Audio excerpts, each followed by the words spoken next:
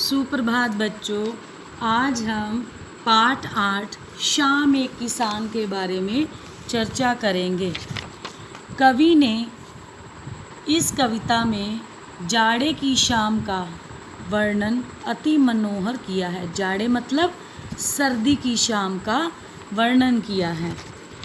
आकाश का साफा बांधकर सूरज की चिलम खींचता, चिलम होता है बेटा हुक्का, बैठा है पहाड़, घुटनों पर पड़ी है नदी चादर सी, पास ही दहक रही है पलाश के जंगल की अंगीठी, अंधकार दूर पूर्व में सिमट बैठा है भेड़ों के गले सा। दहकना मतलब होता है सुलगना, पलाश का मतलब होता है लाल रंग के फूल, और सिमटा बैठा हुआ, गले सा झुंड, भेड़ों का झुंड।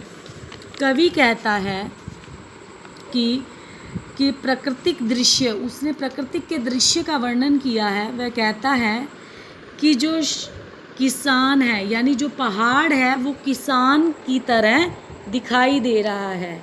जो पहाड़ है वो किसान की तरह दिखाई दे रहा है, और आकाश उसके सिर पर बंधे साफे के समान दिखाई दे रहा है, और आकाश उसके सिर पर साफे के समान दिख रहा है, और सूरज ऐसे लग रहा है जैसे शाम रूपी किसान चिलम पी रहा है।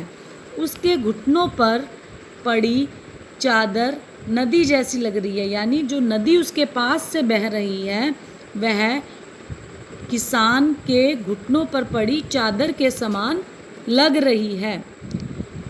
पास ही दहक रही है पलाश के जंगल की अंगीठी। जो पलाश के पेड़ हैं, पलाश के पेड़ बेटा उसके फूल लाल रंग के होते हैं। कवि कहता है जो पलाश के पेड़ हैं उसके फूल लाल रंग के ऐसे खिले लग रहे हैं जैसे जंगल में अंगीठी जल रही हो। अंधकार दूर पूर्व में सिमटा बैठा है भेड़ों के गले सा।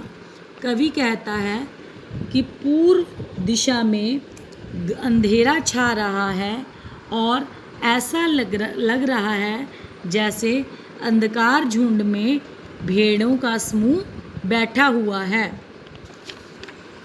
अचानक बोला मोर, जैसे किसी ने आवाज़ दी, सुनते हो चिलम ओंधी, धुआं हुआ, सूरज डूबा, अंधेरा छा गया। तो ओंधी मतलब बेटा उल्टना।